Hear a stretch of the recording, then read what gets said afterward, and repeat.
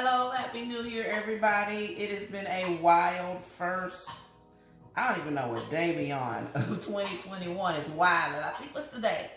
January 12th. It's been a while since I spoke to y'all or even given you a recipe, and it's,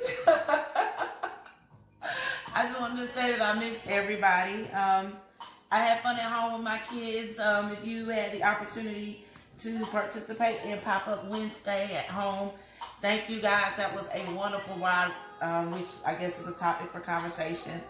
That we'll have another day. But the whole reason why I'm coming to talk to you guys today is that I'm going to give you my recipe for stuffed mushrooms.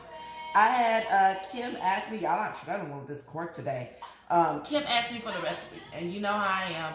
If someone asks me for a recipe, I get it. I've got a bunch of them. You can have one you've seen online. I swear to God. I'll just come up with another one.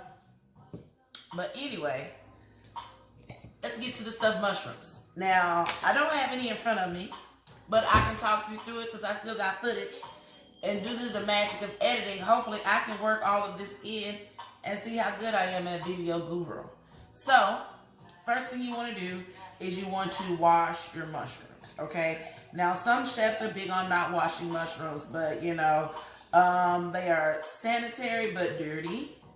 So, or just you don't want them to absorb too much moisture.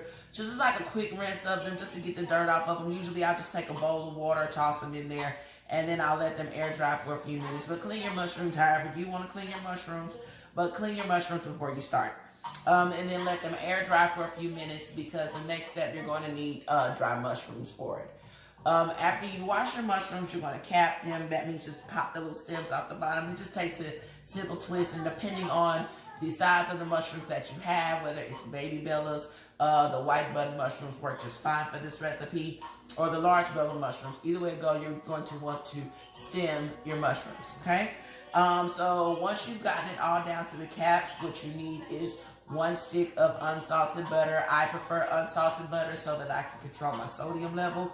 But if you have salted butter, that's fine. Just cut back on the salt later in some of your recipes to compensate for the salt in the butter. But anyway, after you've gotten your mushrooms dry, you're going to take some unsalted butter, and you're going to have 1 tablespoon of garlic, 1 tablespoon of parsley, 1 tablespoon of oregano, and you're going to melt that down into just a nice paste. 60 seconds in the microwave on 20-second bursts. Do not let it run all 60 seconds or you're going to have a butter mess in your microwave, okay? So 20-second bursts, get your butter down to melt it, and then you're going to use a nice large bowl, and those mushroom caps that you had, you're going to toss those in a bowl.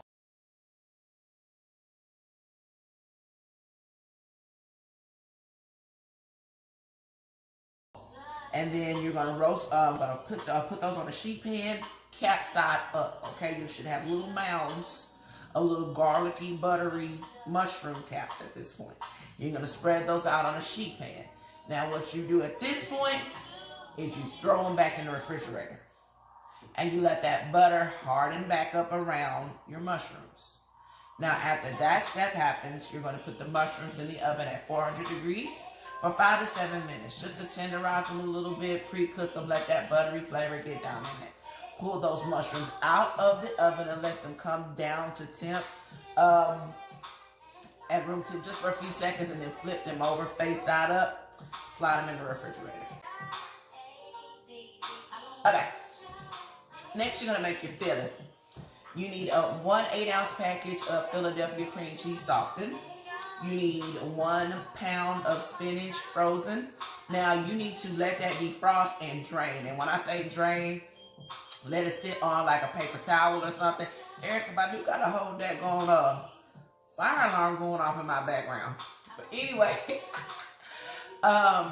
take a towel or squeeze it or let it drain in a strainer because you don't want wet spinach in this filling. So you need a 1/4 cup of grated Parmesan cheese, and a little over a 1/4 cup of the mozzarella cheese, depending on how much flavor you want in that, and then a 1/4 cup of breadcrumbs. Now, if you want to play around with it, throwing some artichoke in your filling, throwing some roasted red bell peppers in your filling. If you want to add seafood in your filling, a nice lump crab into it. and just kind of stir that up, make it real nice. And then you take either a spoon, if you got a little scooper, depending on the size of your mushrooms here. I don't know what size mushroom you picked. If you want the really large casting, you probably gonna need more than a little spoon. But this is a judgment call here because, again, I don't know how much mushrooms or what size you're gonna get. Now, one thing that I will say is that if you are using the small 12-ounce package of mushrooms, believe me, an 8-ounce batch of cream cheese, anytime I've made it, I usually have about twice as much filling as I do mushrooms, unless I'm doing a whole heap of mushrooms. So an 8-ounce package of cream cheese will go really, really far. But once you start cutting the recipe below an 8-ounce package of cream cheese, it just kind of loses its luster. Usually what I do with the leftover filling, if you have any, is that I just hit it with a little heavy cream, soften it up on the stove, heat it up, and then whatever it is, I got leftover dip for chips. So just keep that in mind when you get leftover dip after leftover filling from your mushrooms. But back on topic. Whole tangent. Okay, so after you've gotten your filling made and your mushrooms in the refrigerator, they're cool, pull those mushrooms back out of the refrigerator, portion it into your preferred size amounts, but don't go too big because you do need this to heat up and you don't want cold dead spots in your mushroom. So usually for a button size mushroom about that big, you want about a tablespoon of fish. But use your judgment and just be wise on it. And then once you've got all your mushrooms filled, make a nice little topping and get you some grated Parm cheese. 1-to-1 ratio on this one, okay? Grated Parmesan cheese, the breadcrumbs with a little bit of Italian seasoning for a little bit more flavor.